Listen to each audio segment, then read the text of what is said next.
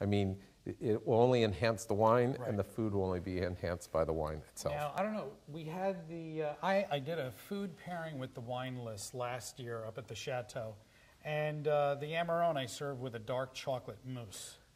That basically, and when everybody comes up to you and says, wow, that touched base on a lot of different levels, just with that cocoa and chocolate presence, characteristics that this wine has to display overall. Well, and you only get that because of what the alcohol level is in Right. here. And I've done that where I've been at food and wine dinners and nobody had dessert wine, and I paired a very high 17% alcohol Zinfandel with a chocolate ganache. Nice. And people were like doubting Blown it, away. but then said, yeah, so, Good. but you need that alcohol level. So, Joe, let's start off with We're going to start the with this. Garganega, the Suave. Yes. Okay. And- if you will, we'll pour it into everybody's glass. And guys, the audience today here, okay, on the set, any feedback, give us. Because the audience at home wants to know what Garganega or Suave tastes like. So if they're looking for a beautiful seafood-driven white, this is the one. Give us your input to the wines that we're displaying today. So, Joe, if you will. Just In the region, too, Montelesini is probably the best wine-producing area in all of Veneto. Gotcha. And that's where the Suaves come from. Beautiful.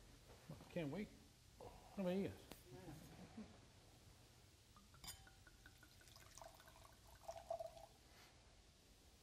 Got a beautiful color on that.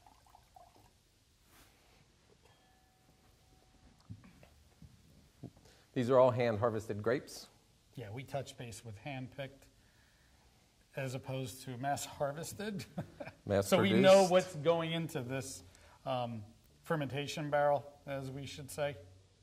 We know all the grape clusters that we're picking in there, as opposed to the non-hand-picked. No malolactic fermentation needed. Yep. No harsh acids found. Now, on the malolactic fermentation side of things, is yeast being used or no? It's spontaneous. Spontaneous, indigenous. right? Right. Okay, question asked by Maria. What's the proper words to use when a wine is being smelled, or the aroma? I think the word you said, aroma, bouquet, nose. These are typical wine terms to discuss or talk about the wines that are being tasted today. Basically, we're looking for more fruit notes. What fruit do you pick up out of this? I definitely get some melon. Melon? Melon, maybe a kiwi or two. Tony, what fruit are you picking up? No, to me it's a little more citrus. Citrus? I agree, that's what I got. Yeah. Citrus driven? Okay, so basically we have a panel of 4 that agree that citrus driven, grapefruit, more lemon scent in there. So basically that's the style of wine you're going to get with Garganega. It is more of a citrus fruit, little peach, melon I think we touched on. Was there peach or kiwi that you had said? So this is a style of fruit that you're going to get with Garganega. Wine is full of adjectives, and it's like a language. The more you can speak about a wine and talk about a wine and convey what you're tasting, the more you'll understand it. And that also helps when you're at a restaurant trying to order, because the sommelier or wine director won't know what your palate is like or how it's driven. So you need to let him know, I like wines that are more fruit forward, or I like wines that are dry, austere, tannic. So he has an idea, because he could bring you the exact opposite of what you really want. So yeah, I tell you what, the only thing, when I do the tastings overall, most people, they'll say one thing, but mean a totally different thing. They'll come in and looking for a really nice dry red, such as a Tuscan, when in reality they wanted something with a little bit more fruit laden, less tannic. Right. So, a lot of people, the tannins in wines are very misleading to people. Right. And that's probably the biggest misnomer in And that in all the has wine. to do with, how it's made, the grape varietal itself, consistency-wise on, composition of the grape. Let's take Sangiovese. Not too sweet, highly acidic, but it pairs well with food. Those are more food-driven, as I think we talked about in the last show. But today, not so much tannic-driven or acidic. These are more on the fruit forward on the reds, but on the white, Yeah. but on the white, Grape- yeah, absolutely. On the whites, these are a little bit more acidic because they are a little drier. All right, now we're leaving Garganega onto Valpolicella. Now, this will have the highest amount of acidity Right. of all the wine, the red Right. wines we're going to taste today. Okay, ready to sample some Valpolicella?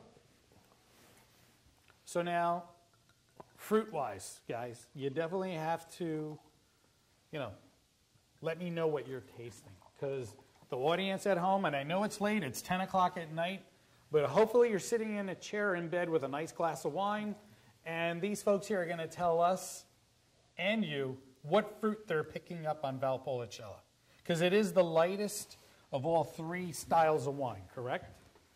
It can be. Right. I mean, there are some very full-bodied Valpolicellas Right, out right. there, but on an overall basis, yes, it definitely is. I love the color, bright red, nice. It looks like cherry fruit driven to me. Right? Now that Joe finished pouring a little bit of the Valpolicella in your glass, please take a sip and feel free to throw some fruit notes to me so that the audience at home knows what to look for in Valpolicella.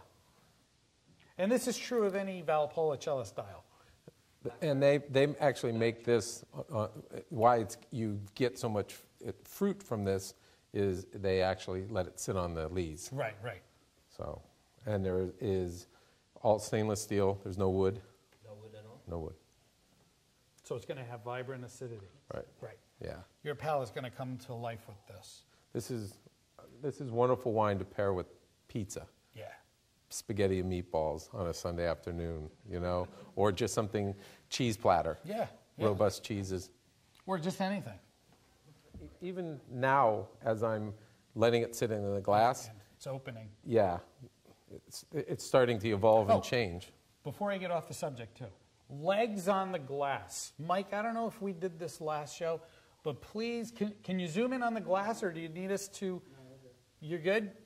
Legs, Joe. Tell them, how are legs, or how do legs develop, and what do they come from the whole winemaking process? Well, one and this helps when you're at restaurants when you're ordering wine too. When you're swirling a wine, and if the legs are evenly apart, it means then the balance between the alcohol and the sugar, glycerin, is usually harmoniously done. So now, when you say far apart, how far No. apart? Well, it all depends on what the glycerin level is. Okay. Will determine on how far the legs will spread. Oh, okay, gotcha, But gotcha. I'm talking about if they all start dropping a half inch apart consistently, then they're evenly spaced. That shows that the wine is very well balanced. Gotcha. Wines that sometimes have, now you have to be careful with this because a lot of times restaurants clean glasses and that doesn't help. And you could have a perfectly balanced wine, but your legs aren't going to show it just because of the chemicals they've Residue, used yeah. in most of your fine restaurants. And the washing process. Right, and then they hand clean them and buff them and to remove any of that Right. residual chemical, but that can throw off a wine completely. All right, now we're on to Ripasso. So now, this is completely unoaked steel, okay? The Ripasso. Now, what are the guidelines for Ripasso? Well- How long does that have to, let's say, 4 months sit? in oak, Right, 4 months in oak. and that's when you take the fresh juice from the 3 grapes, traditional grapes, and then put it over the dried grapes from, The Amarone barrels, right? Right. Okay. Now this is the Ripasso. There is another level that is above the Ripasso, Below Amarone. right, which is called Superior, Right. which has to go through a lot more strict guidelines to get the classification, Gotcha. and usually a lot more money. Well, the farther you go up, the more you're going to pay. These are traditional wines, just truly artisanal.